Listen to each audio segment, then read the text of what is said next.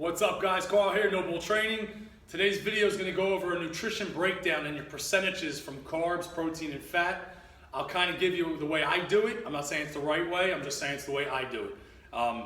It can get very complicated, very confusing, so I'm going to try to break it down as simply as I can. So, big picture. How many calories a day do you eat? If you don't track it or keep a food journal, you have no idea. Most people grossly underestimate how much they eat. Science has showed that time and time again with various studies. So, real quick, we'll make it simple. Let's take an average 150-pound female, okay? So female, that's important. 150 pounds, wants to lose a couple pounds. So how many calories a day does she eat? I could ask her, she would probably tell me a lower number than what it probably really is. Maybe just by accident, she doesn't know she eats that much, whatever the case may be. Not always, just most of the time.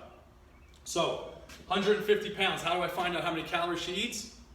Something called a basal metabolic rate, or resting metabolic rate. The way I do it is you take the person's weight in pounds, and to convert it to kilograms, you divide it by 2.2. This 150-pound female is 68 kilograms. So follow me. I know math gets tough, so I have my trusty calculator. So 68 kilograms, what do I do with that number? Well, for females, 0.9 is important. For males, 1 is important. And then what you do, you take those kilograms, 68, we're going to times that by 0.9, and then times that by 24 hours in a day. That gives me 1,468. So 1,468 calories. That's what's telling me that this 150-pound female's basal metabolic rate is. That means if she woke up, laid in bed all day, had a nice lazy day that we all should do once in a while, watch TV, and just laid there, just to breathe and respiration and all that stuff for the body to function enough just to stay alive, that's the resting metabolic rate. That's how many calories in 24 hours that body will burn. Give or take. We don't know her muscle mass to her body fat percent. So it will vary. But generally speaking, this is right on the money. Second step. So let's round this off to 1,500 calories, just to make the math easier, even though I have a calculator in my hand. Now I want to know her activity factor. If you're very sedentary, you might be a 0.6, 0.8, maybe 1.0. If you're very active, you might be a 1.2, 1.5. So we're going to just generally say this person works out 2-3 days a week like most of my clients do. So let's take that 1,500 calories, let's times it by 1.2. That's her activity factor, or physical activity, PA. 1,800 calories, that's what I'm at now. So now this is what she'll burn maybe during a workout. Your Fitbits might tell you you burn 700 calories in a half-hour workout. Trust me, you don't. What's more important anyway is an EPOC effect, what you burn after. That's why weight training is so important over cardio, but both have their places. So now, we got her converted to kilograms, we got her BMR, her basal metabolic rate, we got her activity factor involved. Now this can be hit or miss. Some people add this, some people don't. We're going to times this 1,800 by 10%. That's thermic effect of food. That's basically what your body has to do to digest all the food you eat throughout the day.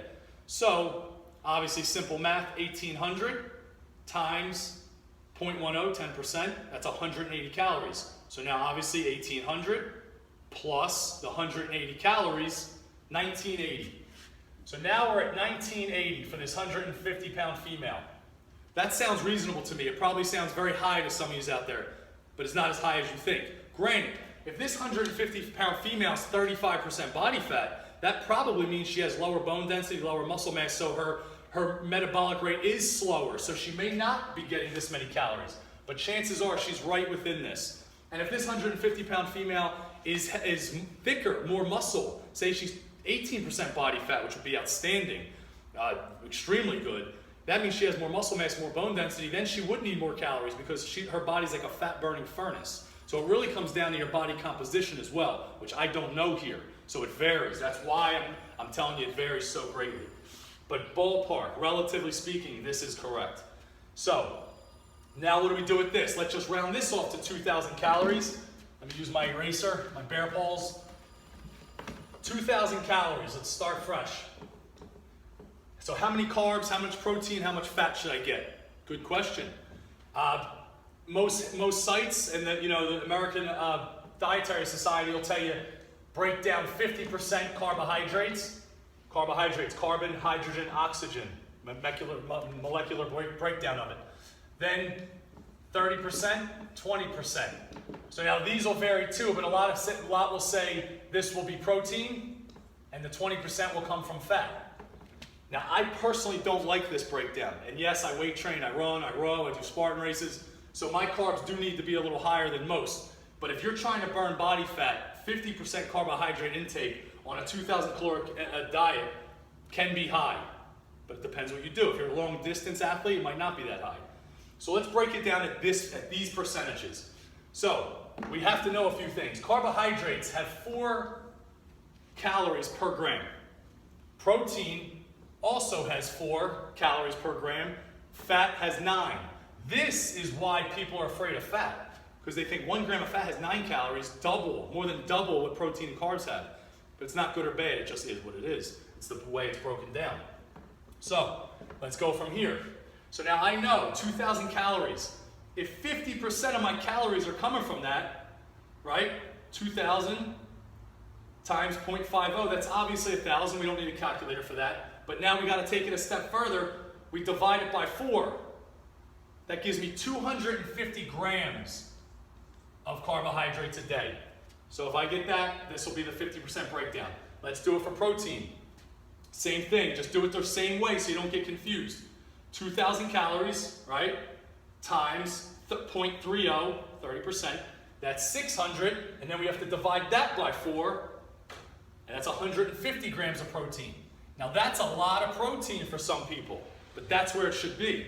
So imagine, this is a 150-pound female, so that means she's getting the equivalent to 1 gram of protein per pound she weighs, which I like. It could be a little less, could be a little more. Again, it depends on the lifestyle, the activity factor, etc., genetics. Now we'll do it for fat. Again, do it the same way. 2,000 times 0.20, 20%, that's 400. Now we got to divide that by 9. There's the difference. That's 44 grams of fat. Very low, very low. I mean, just in an avocado, you might get 10 plus. So I don't like this breakdown, but this is just how to do it. I would prefer a different breakdown. If this was my client, and which I actually did this morning, this 150, 160 pound client, I would break this down slightly differently. So if she's trying to lose weight, we might not start at 2,000. We might say, okay, well, if you want to be 140 pounds, we should eat what a 140 pounder would eat. So this 2,000 may drop to 1,700, 1,600, 1,500. Let's just round it out here. Let's, just so we don't confuse anyone, let's do the same process, but let's just change the percentages. So still a 2,000 calorie diet. Now, let's get 30% from carbs. Let's get 40% from protein, which is a lot, and let's get 30% from fat. So now all we did was change these up a bit, which is good. So now this will be the carbohydrates, this will be the protein, and this will be the fat. So again, get your trusty calculator. Now watch how things change a little bit. 2,000 calories times 30%, 0.30. That's 600. Carbs are 4 calories per gram divided by 4. So now the carbs, instead of 250 grams of carbs, this person's allowed to get 150 grams of carbohydrates. A lot less dough, hopefully. And I'm talking carbohydrates, hopefully they're coming from high fiber sources like fruit and vegetables. Minimal dough, but there's nothing wrong with baked potatoes. There's nothing wrong with rice and pasta as long as it's in moderation, especially if you work out. Then, let's go again, 2,000. Protein, we're gonna get a lot of protein now. This could be too much for some, probably not for most. 2,000 calories, right? Do it the same way, times 40%, 0.40. That's 800. We gotta divide that by 4. 200 grams of protein. This is a lot, but imagine you do a protein shake. Yes, it's a supplement, but that's what supplementation is, supplements from the diet. Because how many females can eat 200 grams of protein? Not many. Heavy power lifters, maybe. But even then, you just have to be eating steak and chicken and fish all day and eggs. So here's where protein supplements help. 1 scoop is 25 grams. You do 2 scoops, 50 grams, so on and so on. Can of tuna fish, couple hard-boiled eggs, piece of chicken at night, you got your 200 grams. So 200 grams come from this. Now let's do the fat. Again, do it the same way, 2,000 calories. times 0.30. Now remember the difference in fat. At 600, we have to divide it by 9. 66 grams of fat. Now this breakdown I like a lot better. A lot better. And again, to go a step further, if this 150-pound client wants to be 140 pounds or 145 pounds, this 2,000 may be an 1,800 calorie breakdown. So then we would just repeat these steps for 1,800 calories and just break down the percentages from there. But this is a simple way to do it. But if you don't track your food or track how many calories you're burning throughout the day, it's kind of rough guessing. So you might have to tweak things. So don't just give something a try for 2 days and it doesn't work and go back. Give it a shot. But if your ultimate goal is fat loss, cut out the doughy stuff. I'm not saying all of it because you need some. You know, I eat rice and pasta virtually every day, but you know, instead of a bowl, have a cup. Or instead of having, you know, if you have toast in the morning and then you're eating rice in the afternoon and maybe potatoes at night, you know, that's 3 doughs, so maybe eliminate one of them. But you have to increase your protein, obviously, and increase your fat intake. It's good for you. It's not bad for your heart unless you're a special case. In that case, you talk to your doctor. But speaking generally for the average person, this would be a good breakdown. If you guys want any information or more helpful tips about the breakdown, or you want me to help you break it down, I can do it for you. You can email me or give me a shot on Facebook or Instagram. Give it a shot.